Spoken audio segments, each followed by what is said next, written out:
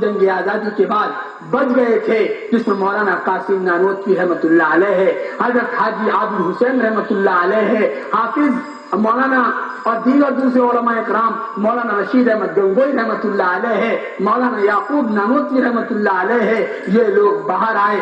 پھر انہوں نے حضرت حاجی عابد حسین رحمۃ اللہ علیہ نے مولانا قاسم نانوتوی رحمۃ اللہ علیہ کی اس وقت عمر 21 سال کی، جن کو ہم بانی دارالعلوم دیوبند کہتے ہیں۔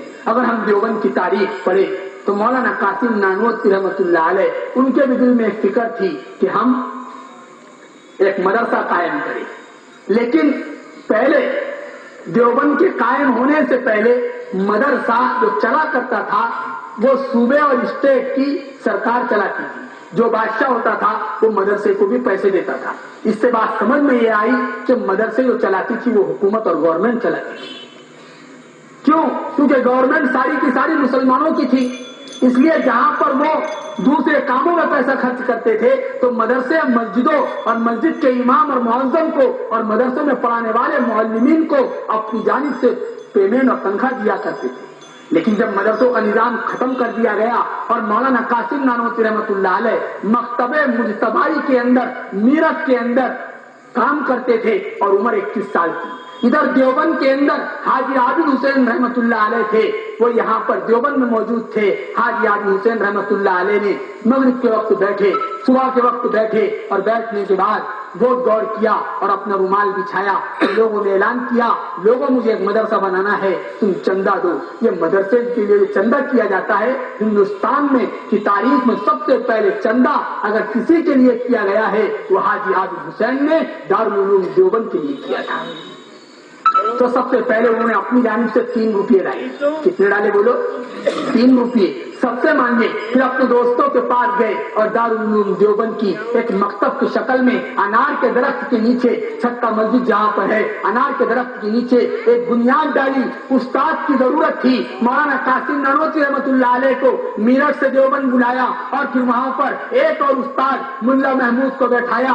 انار کا درخت ہے، استاد بیٹھا ہوا ہے جس کا نام ملا محمود ہے، اور ایک شاگرد ہے جو ذوالفقار علی کے گھرانے سے تعلق رکھتا ہے۔ وہ ذوالفقار علی جس کے گھر میں ایک بیٹا پیدا ہوتا ہے، ذوالفقار علی ان کا نام محمود حسن رکھتے ہیں۔ محمود حسن آتا ہے، ملا محمود اپنے استاد کے پاس قرآن حدیث پڑھتا ہے، کتابیں پڑھتا ہے، عالم بنتا ہے۔ کچھ کتابیں مولانا قاسم نانوتوی سے بھی اس محمود حسن نے پڑھی ہے۔ میرے بھائیوں، یہ وہی محمود حسن ہے جس کو دنیا نے شیخ الہند مولانا محمود حسن دیوبندی کے نام سے جانا ہے، جو بعد میں چل کر شیخ الہند مولانا محمود حسن دیوبندی بنے۔ پھر مولانا محمود حسن دیوبندی نے استاد کا نام بھی محمود، شاگرد کا نام بھی محمود، اور پھر یہی مولانا محمود حسن دیوبندی نے انگریزوں کے خلاف تحریک انقلاب، جس کو ہم تحریک ریشم رومال کے نام سے یاد کرتے ہیں، تحریک ریشم رومال چلائی، باہر سے مدد لی۔ میرے بھائیو، یہ بھی ایک لمبا موضوع ہے، لیکن مجھے آپ کو بتانا یہ ہے، جب بھارت دیش آزاد ہوا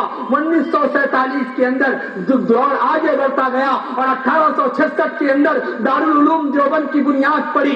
دارالعلوم دیوبند کی بنیاد مدرسے کی بنیاد آتنکوادی بنانے کے لیے نہیں ہے، بلکہ بھارت دیش کی رکشا کے لیے ہے۔ مدرسوں کی بنیاد اور مدرسوں میں پڑھانے کا مقصد بھارت دیش کی رکشا ہے۔ مدرسوں کے اندر انسان بنائے جاتے ہیں۔ یہ مکتب ہے تیرا میں قدا نہیں ساقی، یہاں کی خاک سے انسان بنائے جاتے ہیں۔ مدرسوں کے اندر انسان بنائے جاتے ہیں۔ مدرسوں کے اندر امن اور شانتی کا پاٹ پڑھایا جاتا ہے۔ مدرسوں کے اندر پریم اور پیار پڑھایا جاتا ہے۔ آؤ میں تمہیں پڑھاتا ہوں، میں بھی ایک مدرسے کا ودیارتھی ہوں، یہ علماء بھی مدرسوں کے پڑھے ہوئے ہیں، ہمارے صدر صاحب یہ بھی مدرسے کے پڑھے ہوئے ہیں، پیچھے علماء مدرسے کے پڑھے ہوئے ہیں۔ میں پولیس پرشاسن کو بھی کہنا چاہتا ہوں، اپنے پیارے ہندو بھائیوں کو بھی کہنا چاہتا ہوں، دیگر دھرم والوں کو بھی کہنا چاہتا ہوں، آؤ ہمارے مدرسوں کے دروازے 24 گھنٹے کھلے ہوئے ہیں، آؤ بتاؤ تو صحیح، آؤ بتاؤ تو صحیح، مدرسوں میں کیا پاٹ پڑھایا جاتا ہے؟ میں تمہیں بتاتا ہوں، مدرسوں میں پڑھایا جاتا ہے۔ سرکار دو عالم صلی اللہ علیہ وسلم نے ارشاد فرمایا، آپ کیا ارشاد فرماتے ہیں؟ مجھے بتاؤ تو صحیح۔ اللہ کے رسول فرماتے ہیں، انتم سندیش کا فرماتے ہیں، ہیں, لاسٹ ریفارمر فرماتے ہیں, لاسٹ میسنجر فرماتے ہیں, پیغمبر محمد صاحب فرماتے ہیں, میرے اور آپ کے آقا فرماتے ہیں, سرکار دو عالم فرماتے ہیں, سارے جہان وشو کے لیے جو دیالو اور میالو بن کے آئے ہیں وہ فرماتے ہیں, کیا فرماتے ہیں, اگر تم دریا میں کھڑے ہو اور نماز کا وقت ہو, نماز کے لیے وضو کرو تو سنو, وضو کے لیے اتنا ہی پانی استعمال کرو جتنا پانی تمہارے ہاتھ پیر دھونے کو لگتا ہے. اگر تم اس سے زیادہ پانی استعمال کرو گے تو کل اللہ, کل بھگوان, کل ایشور, کل گاڈ مرنے کے بعد تم سے زیادہ پانی بہانے کا سوال کرے گا, حساب لے گا. بتاؤ, پیغمبر محمد صاحب نے کہا جو مذہب, جو دھرم پوتر نماز کے لیے, نماز کی پوجا کرنے, نماز کا پاٹ اور نماز پڑھنے کے لیے, اس پرارتھنا کو کرنے کے لیے پانی زیادہ نہ گرانے کی اجازت دیتا, پانی کا حساب کرنے کی بات کرتا ہے, سچ بتاؤ وہ دھرم, وہ اسلام کسی کے خون بہانے کی کیسے اجازت دے گا؟ آؤ میں تمہیں بتاتا ہوں, سرکار دو عالم صلی اللہ علیہ وسلم نے فرمایا اگر تمہارے بازو والا, اللہ کے رسول فرماتے ہیں, انتم سندیشتا فرماتے ہیں, ان کے چیلے ان کے پاس بیٹھے ہوئے تھے, انتم سندیشتا محمد پیغمبر صاحب کے چیلے ان کے آجو بازو بیٹھے ہوئے تھے, صحابہ اکرام اللہ کے رسول کے ارد گرد جمع تھے. اللہ کے رسول نے فرمایا واللہ لا یؤمن, واللہ لا یؤمن, واللہ لا یؤمن, اللہ کی قسم وہ مسلمان نہیں, اللہ کی قسم وہ مسلمان نہیں, اللہ کی قسم وہ مسلمان نہیں. آپ کے چیلے, آپ کے صحابہ پریشان ہوئے, اے اللہ کے رسول, اے انتم سندیشتا, اے لاسٹ میسنجر, ذرا یہ تو بتا دو, آپ قسم کھا کے شپت دے کر یہ کہہ رہے ہیں کہ وہ مسلمان نہیں, کون مسلمان نہیں؟ سرکار دو عالم نے فرمایا, میرے اور آپ کے آقا نے فرمایا, سارے وشو کے لیے, ساری کائنات کے لیے, ساری مانو جاتی کے لیے سرکار دو عالم نے فرمایا جو مسلمان پیٹ بھر کر کھائے اور اس کا پڑوسی بھوکا رہے.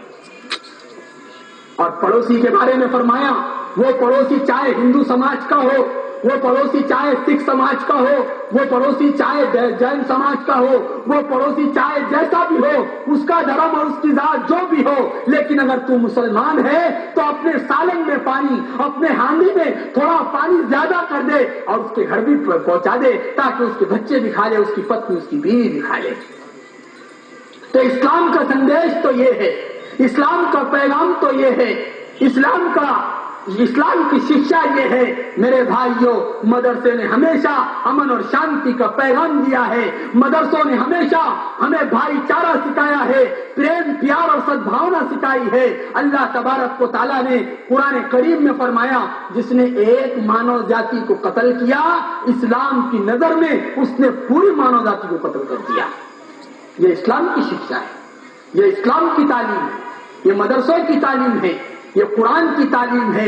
لیکن عجیب ماحول ہے, مذہب کے نام پر ہندو کہتے ہیں ہمارا مذہب لڑنا نہیں سکھاتا, مسلمان کہتے ہیں ہمارا مذہب لڑنا نہیں سکھاتا, سکھ کہتے ہیں ہمارا دھرم لڑنا نہیں سکھاتا, عیسائی کہتے ہیں ہمارا دھرم لڑنا نہیں سکھاتا. اور بیوقوفی یہ ہے سارے لڑتے دھرم کے نام پر, کہتے یہ ہے اور لڑتے دھرم کے نام پر. اور عجیب بات ہے, لڑنے والے ہندو نہیں ہیں, لڑنے والے مسلمان نہیں ہیں, لڑنے والی شکتیاں کوئی اور ہے, وہ طاقتیں کوئی اور ہے, وہ ہندوستان کو توڑنا چاہتی ہے, وہ ہندوستان کے ہندو مسلم کو لڑانا چاہتی ہے.